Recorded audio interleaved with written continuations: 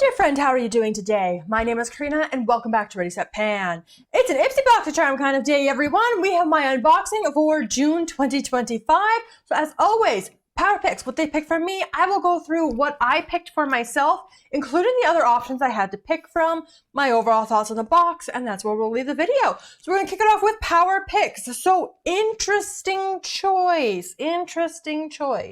So we're starting off with another loose powder. Powder takes me forever to go through. This one is from Half Caked. This is their translucent Star Bright loose setting powder. So it looks like this, and like this, it looks like there's like no product in it, but it does have 8.5 grams, so that's gonna take me forever to work my way through. Half Caked, I mean, it's not my favorite packaging. It feels a little cheaper. I have decluttered.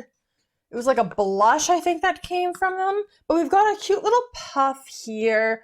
And then you've got, obviously, your powder underneath. So I am going to just kind of put this back together because I'm not going to use this for probably quite a while. I have other powders from Boxycharm I still have to work my way through, but we've got another one to add to the collection. Then good old brushes. So I do like getting brushes in Boxycharm because I never have to buy brushes myself, but this one is from Pretty in Pink. This is their brush set. So we have two brushes. One is a full face powder blush and one is a blush and contour. So let's get into it and see what we're working with. Oh, it doesn't just tear. That's unfortunate.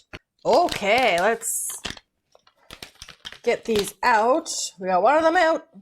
Oh, that one just popped right out of it. Okay, yeah, so it is angled a little bit. So I definitely see what they mean for contour. Absolutely. Or a cream blush. Yeah, I like the shape of that. I like the ombre on the handle as well, although it doesn't feel the best, but at least in terms of like the handle. The brush itself feels quite soft, and I like the ombre on there, so we'll see. Yeah, I really like the shape of that brush. All right, are we ready? That's always so satisfying. Okay, so this is their all-over powder brush. So it seems probably too big for under the eyes. I'm not sure how much use I will get out of this kind of brush. I don't really use that kind of shape. So let me know your recommendations down below. Is this more like for patting, swiping? I don't know. I do really like the other one though. I'll probably get use out of that brush. This one, we will have to see. All right, it is choice time. So I'm gonna start at the bottom with the Huda Beauty Easy Blur Primer. I have a lot of primers. I was curious about this one. I know this is a fairly hyped primer, but I opted for something else. Tarte Red Mascara. I've got so many mascaras, I'm generally not gonna pick it unless that's the only option I really like. e.l.f. Cosmetics. Halo Glow Skin Tint, SPF 50 and 2W Fair. I'm always hesitant if there's a specific, like this is the only shade you can pick. So I decided not to go with that. And with being a skin tint, it's like, is that like a foundation? Is that a primer? I've got to do some research on it, so I just passed on it. Yenza Beauty, we have bronzing drops. I don't like bronzing drops, otherwise I would have picked the Glow Recipe bronzing drops last month. So that left me with this Olehenriksen. This is the 10% AHA Strawberry Lemonade Smoothing Scrub. This is a facial scrub, which otherwise I'd blow through it so fast. It also kind of feels empty-ish a little bit, but we do have the safety seal on it. And one, I like Olehenriksen, and second, Strawberry Lemonade Scrub just sounded real good. I do have in my collection a small version of the lemonade one, which I haven't gone into yet. It came in like a Sephora Favorites kit, but I'm excited to try this out. Okay, we have some more options here for choice number 2. So Morphe, SPF 30, I'm more of an SPF 50, and I've got SPF. I'll talk about the two Fentys at the same time. Next, then we had a Formula Z. This was the Pretty Magic 12 Pan Eyeshadow Palette.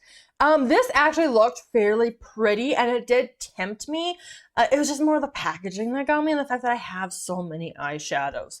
Then we had a perfume. I think I looked this one up, but there was something in the notes I wasn't a big fan of. We had a hair detangler spray. Probably not a bad option for me, but it takes me a while to work my way through. We had two Fenty Beauties. This is the Poutiscle Hydrating Lip Stain. One was in fuchsia, which just seemed too bright pink. So I ended up going with Zesty Bestie, which is Hopefully not too orange. So we'll see how this one does. But the packaging looks like this. So we're in this cute little triangle color there at the top. I'm not going to open it till I'm ready to use it, but hopefully it's not too orange. That was only my concern with this one.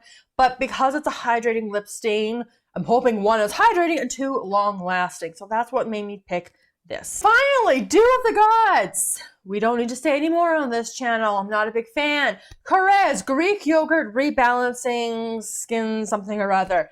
Not a big fan of their Greek yogurt line, unfortunately. I did have was it a moisturizer or a mask that I ended up using on the body because I just couldn't stand it on the face. Gerlatic, we had a Blush Me and Glow face palette. So this, I mean, that middle one might have been a bronzer, but it didn't really look like a bronzer in the picture. And I prefer my palettes for face palettes to have bronzer, blush, and highlight. I don't like it if it's just blush, just highlight, or blush and highlight without a bronzer in it. We had an item from Persona Cosmetics. I can't see what it is because I took a back screenshot, but I opted instead to go with another Fenty item. So this is from Fenty Skin this time. This is the Thick and Smooth Rich Peptide Eye Cream.